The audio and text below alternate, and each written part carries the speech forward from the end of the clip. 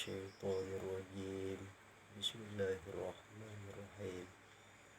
الحمد لله رب العالمين، والصلاة والسلام على أشرف الأنبياء والمرسلين سيدنا ومولانا محمد وعلى آله وصحبه أجمعين. رب اشرح لي صدري ويسر لي أمري واحلل عقدة من لساني يفقهوا قولي. اللهم صل وسلم وبارك على سيدنا محمد النور الذاتي وسر الشريف في سائر الأسماء والصفات. اللهم افتح علينا فتوح العارفين بحكمتك وانشر علينا رحمتك وذكرنا ما نسينا يا ذا الجلال والإكرام. Amma ba'd. Bapak Ibu, saudara-saudariku dimanapun saja berada, kembali kita bertemu di dalam kajian Hakikat dan Ma'rifat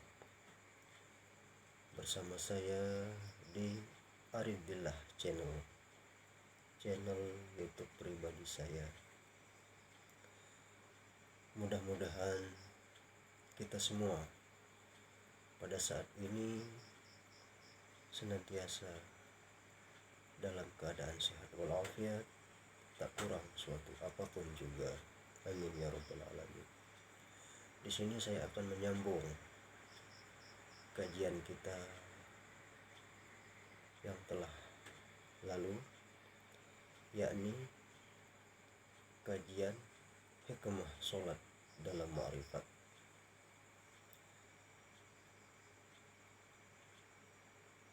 Baiklah Bapak Ibu saudara-saudariku, mempersingkat waktu, kita lanjutkan saja kajian kita tentang hikmah sholat dalam ma'rifat. Kemarin video yang telah lalu sampai pada pertanyaan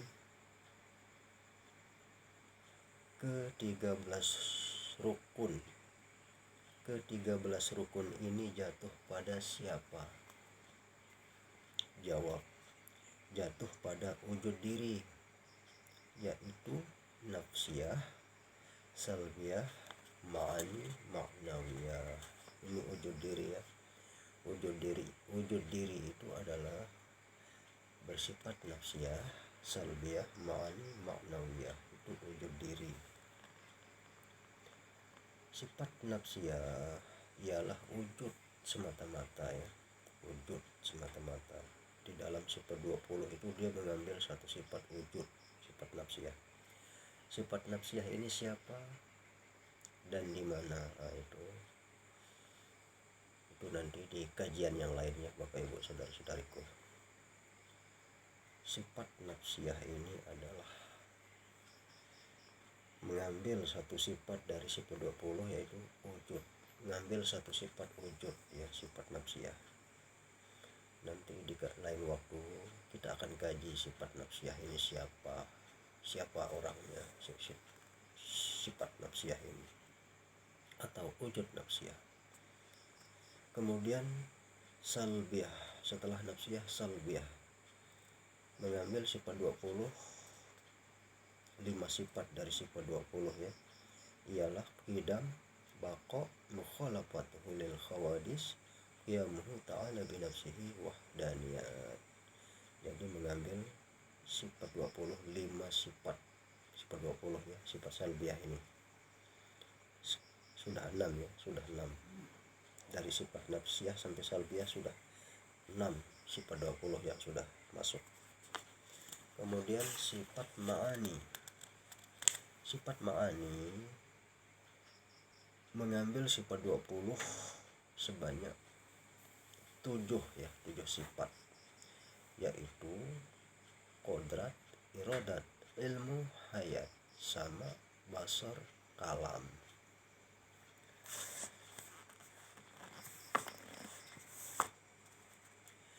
Jadi jumlah semuanya adalah 13 sifat. Inilah wujud diri. Bapak Ibu saudara-saudariku ya, simak bagus-bagus, simak betul-betul biar paham, biar mengerti, biar enak mempraktekkannya di rumah masing-masing ya. Mudah-mudahan bermanfaat, berguna untuk kita semua, amin. Jumlah semuanya adalah 13 sifat. Inilah wujud diri. Jadi Bapak Ibu saudara-saudariku ya, mulai dari sifat nafsiyah, salbiyah sampai ma'ani ini sifat yang diambil di dalam sifat 20 itu berjumlah 13 sifat. 13 sifat 20. Inilah wujud diri. Sisanya adalah 7 sifat. Jadi di dalam sifat 20 itu tadi sudah ada 13. Jadi masih ada sisa 7 sifat 20 ya. Sisanya adalah 7 sifat. Inilah amanah atau sifat ma'nawiyah. Sifat ma'nawiyah itu mengambil 7 sifat dari sifat 20, yaitu wala qadirun, wala muridun, wala alimun, wala hayyun, wala sami'un, wala basirun, wala mutakallimun. Jadi maksudnya Bapak Ibu saudara-saudariku, sifat ma'nawiyah ini adalah amanah. Sisanya adalah 7 sifat, ialah amanah atau sifat ma'nawiyah. Diamanahkan kepada sifat ma'nawiyah itu adalah wujud badan kita. Itu sifat ma'nawiyahnya, wujud badan kita. Jadi sifat wala qadirun, wala muridun, wala alimun, wala hayyun, wala sami'un, wala basirun, wala mutakallimun itu amanah dari Allah untuk kita. Makanya dikatakan wala. Wala itu artinya bukan kita, bukan kamu, bukan kalian maksudnya, yang kuasa, yang berkehendak, yang berilmu, yang hidup, yang mendengar, yang melihat, dan yang berkata-kata. Bukan kamu, kata Allah. Itu hanyalah titipan atau amanah atau sifat ma'nawiyah. Sifat Allah dititipkan kepada kita sebagai manusia atau hamba atau tubuh Adam. Baiklah Bapak Ibu saudara-saudariku yang saya kasihi dimanapun saja berada, kita lanjut ya ke pertanyaan berikutnya. Siapakah yang berlaku pada sholat itu pada rahasianya? Jawab, ialah ma'nawiyah yang berlaku pada rahasianya. Sebab kalau tidak qudrat Allah, tak dapat kita angkat takbir dan sampai keseluruhannya, maka nyatalah af'al Allah yang melakukan sholat. Itu seperti kata Arif billah, la fa'ilun bis sholati illallah. Artinya tidak ada perbuatan dalam sholat selain perbuatan Allah atau af'al Allah atau kelakuan Allah. La asma'a fis sholati illallah. Artinya tidak ada nama di dalam sholat selain nama Allah atau asma Allah pada sholat itu. La sifatun fis sholati illallah. Tidak ada yang mempunyai sifat kudrat, iradat, ilmu, hayat, sama basar kalam dalam melakukan sholat selain kudrat, iradat, ilmu, hayat, sama basar kalamnya Allah. La wujudun fis sholati illallah. Tidak ada yang mawujud dalam melakukan sholat selain wujud Allah juga. Sehingga jelas dan nyata, sebesar zarrah pun kita tidak punya apa-apa. Semuanya punya Allah. Cocok dengan pengakuan kita sewaktu dipanggil Bilal atau muazzin hayya 'alas shalah, kita menjawabnya la haula wala quwata illa billahil aliyil azim. Tidak ada daya, tidak ada upaya selain daya upaya Allah yang maha tinggi lagi maha agung. Baiklah Bapak Ibu saudara-saudariku, lanjut ke pertanyaan berikutnya. Bagaimana kalau orang belum mengenal hakikat diri? Jawab, tak ubahnya seperti pengakuan orang munafik. Bagaimana kedudukan menyembah pada sholat? Jawab, la ya'budullaha illallah. Artinya tidak ada yang menyembah Allah selain sembah Allah juga.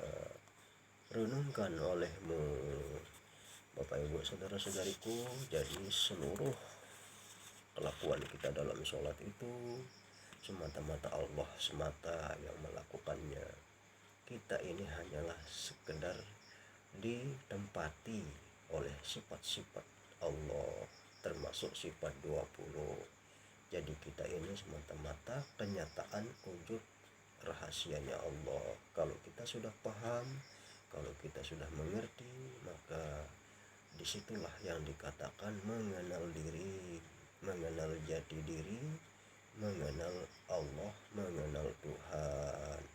Inilah yang bisa kembali kepada innalillahi wa inna ilaihi raji'un. Kalau belum mengenal diri, belum mengenal hakikat diri, siapa hamba, siapa Tuhan, siapa Allah, maka jangan harap kita bisa kembali kepada Allah. Innalillahi wa inna ilaihi raji'un. Maka sesatlah kita di dunia sampai akhirat. Na'udzubillah, tsumma na'udzubillah.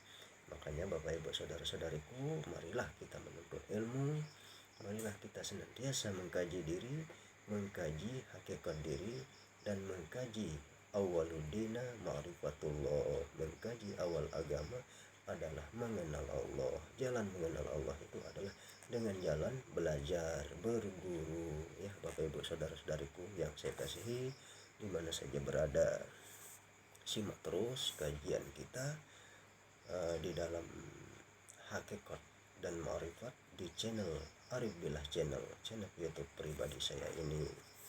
Baiklah Bapak Ibu saudara-saudariku, kita lanjut ke pertanyaan berikutnya. Dapatkah akuan dirinya melakukan taat? Jawab, jelas tidak dapat, kecuali kodrat iradat Allah yang ada padanya, barulah terlaksana taat yang sebenarnya. Inilah dalam arti al-abidu wal ma'bud wahidun, yang artinya yang menyembah dan yang disembah adalah esa. Jadi dengan keesaan Allah, Allah lah baru ada sesuatu, atau dengan afal Allah lah baru ada sesuatu perbuatan. Bapak Ibu saudara-saudariku yang saya kasihi, dimanapun saja berada, jangan bosan-bosan menyimak kajian kita di Arif Billah channel.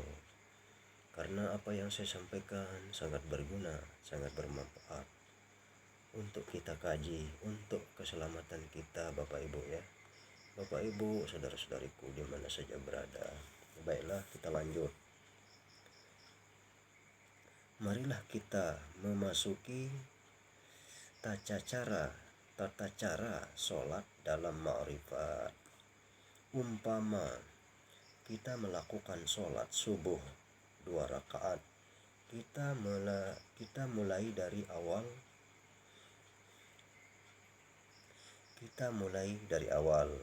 Bagi siapa yang menginginkan pakai usolli, terserah. Tidak berusoli juga terserah.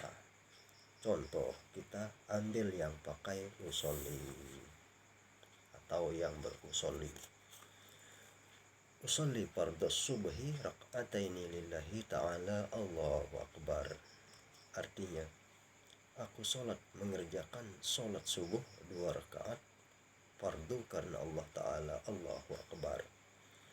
Timbul pertanyaan, simak terus ya Bapak Ibu saudara-saudariku, simak, diteliti dengan betul agar tidak gagal paham, biar nanti sholatnya, amal ibadahnya lebih sempurna, lebih khusyuk ya Bapak Ibu saudara-saudariku.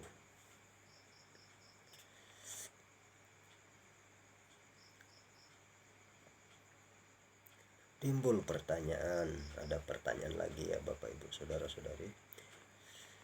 Apakah sebabnya batin kita bertanya pada hati?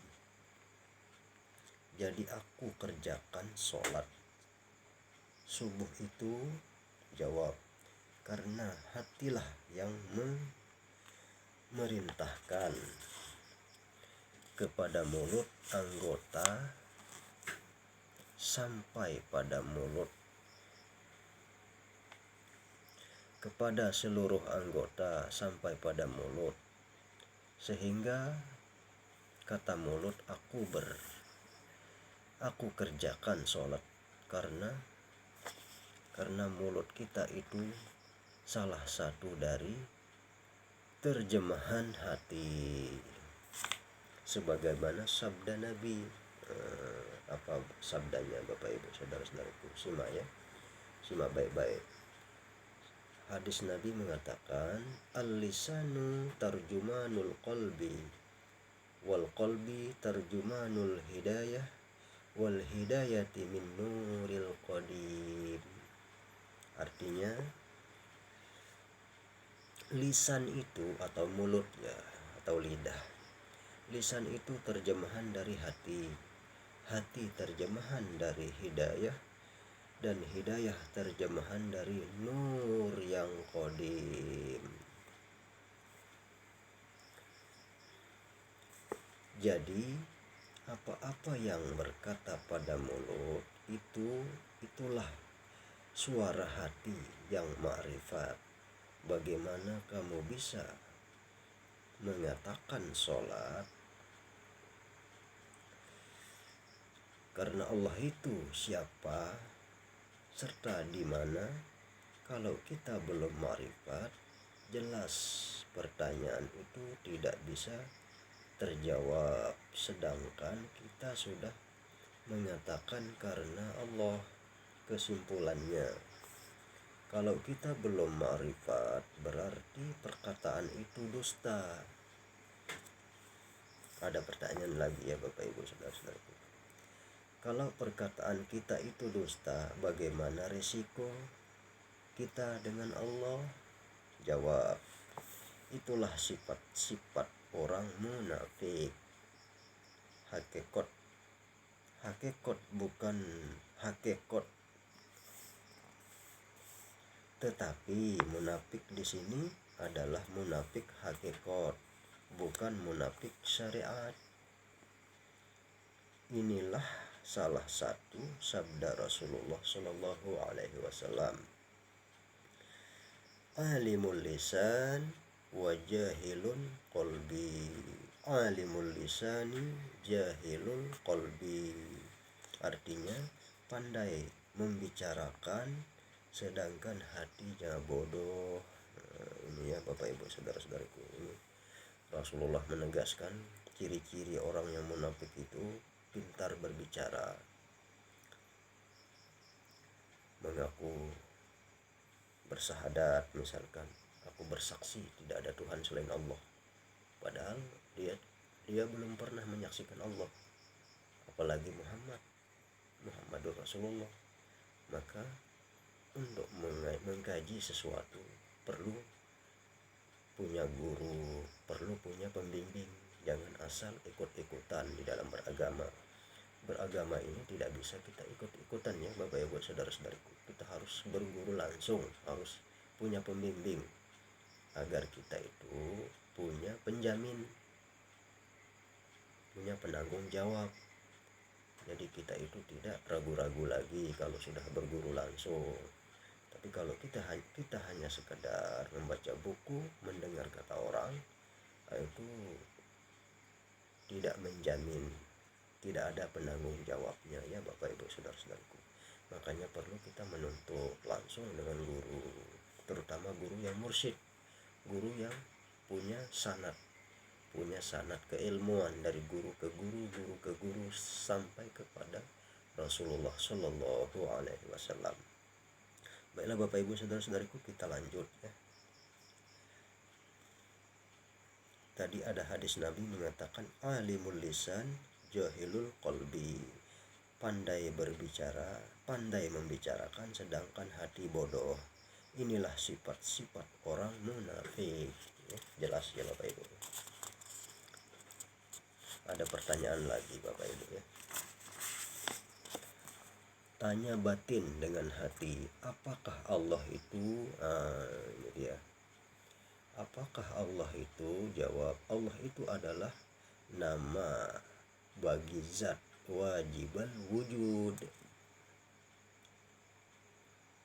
Yang dikatakan Allah itu apa? Jawab, yang dikatakan Allah itu adalah diri, sebagaimana dalil mengatakan man arafa nafsahu faqad arafa rabbahu. Artinya barang siapa mengenal dirinya, maka dia akan mengenal Tuhannya. Pertanyaan lagi ya Bapak Ibu saudara-saudariku. Simak terus ya Bapak Ibu saudara-saudariku. Mengapa kamu katakan sholatmu karena Allah, bukan karena kamu sendiri? Jawab, dengan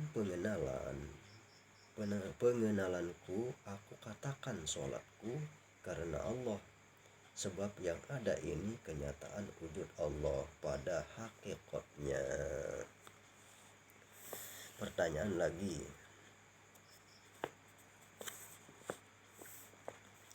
Mulut terus mengata Allahu Akbar, artinya Allah yang maha besar. Sekarang di mana kebesaran Allah padamu? Jawab, aku sudah mengenal diriku karena aku itulah salah satu kebesarannya. Diri yang zahir inilah satu-satunya kebesarannya. Jadi Allah sendiri yang melakukan di dalam sholat dan di luar sholat. Inilah dalilnya. La ya'budullaha illallah. Tidak ada yang menyembah selain sembah Allah. Ini ya Bapak Ibu, hadis qudsi ya Bapak Ibu saudara-saudari. Kalau Bapak Ibu saudara-saudari mengkaji hakikat dan ma'rifat, Bapak Ibu saudara-saudariku ya, jangan kaget. Karena di dalam kajian hakikat dan ma'rifat itu adanya hanya banyak hadis-hadis qudsi yang akan Bapak Ibu saya temukan ya di situ. Hadis-hadis yang jarang didengar. Karena kalau hadis di dalam kajian fikih atau syariat atau hukum syariat itu kebanyakan hadis-hadis Muslim, hadis-hadis Bukhari dan Muslim, riwayat-riwayat dari Imam Bukhari, Imam Muslim, Imam Ibnu Majah, Imam Baihaqi dan sahabat-sahabat Nabi yang lain. Tapi kalau Bapak Ibu mengkaji kitab hakikat ma'rifat, pengenalan diri, maka Bapak Ibu saudara-saudariku akan menemukan hadis-hadis yang jarang didengar, jarang dibahas, karena adanya hadis-hadis qudsi ini di kitab-kitab hakikat dan ma'rifat. Jadi jangan kaget ya Bapak Ibu saudara-saudariku. Baiklah Bapak Ibu saudara-saudariku, kita lanjut ke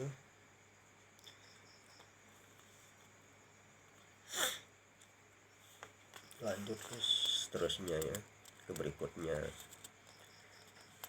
Tadi ada hadis yang mengatakan la ya'budullah illallah. Tidak ada yang menyembah Allah selain sembah Allah juga. Ini kalau orang syariat yang mendengarnya. Kalau orang-orang yang mengkaji fikih mendengar hadis ini, dia kaget. Karena masa Allah menyembah Allah? Karena dia belum paham, dia belum kaji. Jadi wajar dia kaget. bagi orang yang sudah mempelajari biasa-biasa saja, malah memantapkan keimanan dalam diri kita. Baiklah Bapak Ibu saudara-saudariku, ada juga hadis yang selanjutnya mengatakan al-abidu wal ma'bud wahidun. Ini semuanya hadis qudsi ya Bapak Ibu saudara-saudariku. Jarang ditemukan di masjid-masjid, di hari-hari Jumat, di ceramah-ceramah, majelis umum. Jadi adanya di kajian khusus hakikat dan ma'rifat. Al-abidu wal ma'bud wahidun, artinya menyembah dan yang disembah itu adalah esa. Jadi yang disembah ataupun yang menyembah itu kalau sudah kenal diri Bapak Ibu ya, itu adalah esa, satu jua maksudnya ya. Satu jua. Tidak ada yang disembah, tidak ada yang menyembah yang sebenarnya. Namun yang disembah ataupun yang menyembah itu satu jua esa ahad ya Bapak Ibu saudara-saudari. Inilah yang dikatakan tauhid esa.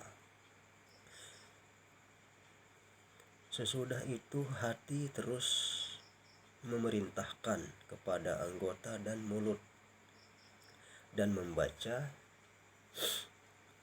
Allahu Akbar wa kabira walhamdulillahi katsira wa subhanallahi bukratan wa asila. Inni wajjahtu wajhiya lillazi fataras samawati wal arda hanifan muslima wa ma ana minal musyrikin. Inna sholati wa nusuki wa mahyaya wa mamati lillahi rabbil alamin la syarika lahu wa bidzalika umirtu wa ana minal muslimin. Ini doa iftitah ya Bapak Ibu saudara-saudariku. Ini kalau doa ini sih banyak yang hafal karena ini di kajian-kajian syariat, kajian-kajian anak-anak ya, baru belajar sholat itu pasti diajarkan oleh guru-guru atau ustadz-ustadz di pesantren ya, di pesantren atau di rumah-rumah. Artinya ya, ini doa iftitah tadi artinya Allah yang maha besar lagi sempurna kebesarannya, sebanyak-banyak pujian yang tertentu bagi Allah, maha suci bagi Allah pagi dan petang. Saya menghadapkan muka saya dengan sebaik-baiknya berhadap ke hadirat Allah yang menjadikan 7 petala langit dan bumi, dan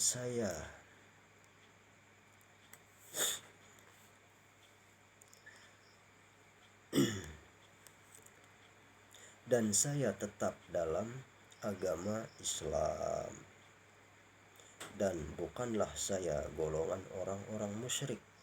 Sesungguhnya sholatku, ibadahku, hidupku dan matiku bagi Allah yang memiliki sekalian alam, tiada sekutu baginya, dan dengan demikian itu aku diperintah dan saya termasuk dari golongan orang-orang muslim.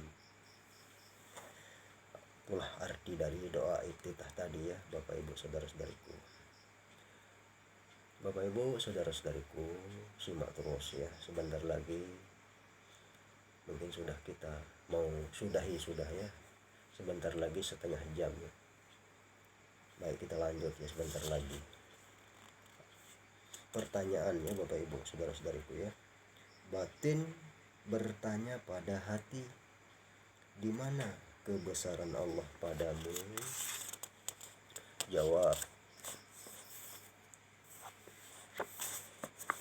diri yang mewujud inilah salah satu kebesaran Allah. Pertanyaan, di mana letaknya puji yang banyak tertentu bagi Allah, maha suci bagi Allah bagi pagi dan petang?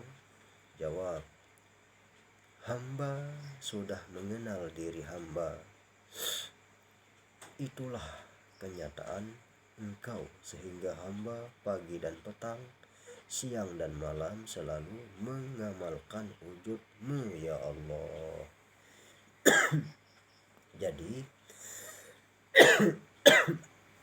Jadi kalau orang yang sudah mengenal diri atau mengenal Tuhan, senantiasa mengamalkan wujudmu ya Allah. Jadi orang yang sudah kenal diri, yang sudah mengenal diri itu wujudnya sudah lebur ya, sudah panas, sudah karam ke dalam wujudnya Allah. Itu maksudnya ya Bapak Ibu saudara-saudariku. Baiklah Bapak Ibu saudara-saudariku, mungkin sampai di sini dulu ya. Nah, simak terus kajian kita di kajian kitab Hikmah Sholat dalam Ma'rifat. Ini baru di edisi 2 ya. Edisi 1 sudah kemarin. Nah, ini edisi 2. Nanti kita lanjut ke edisi 3 lagi. Baiklah Bapak Ibu saudara-saudariku yang saya kasih di mana saja berada, simak terus kajian kita di Arif Billah Channel, kajian Hakikat dan Ma'rifat. Semoga apa yang saya sampaikan, apa yang saya suguhkan untuk Bapak Ibu saudara-saudariku bermanfaat, berguna, dan bisa menjadi bekal di dalam hidup di dunia maupun di akhirat nanti. Amin ya robbal alamin. Baiklah, sekian akhir kata dari saya. Mohon maaf atas segala kesalahan, kekurangan. Usikum wa nafsi bittaqwallah. Wassalamualaikum warahmatullahi wabarakatuh.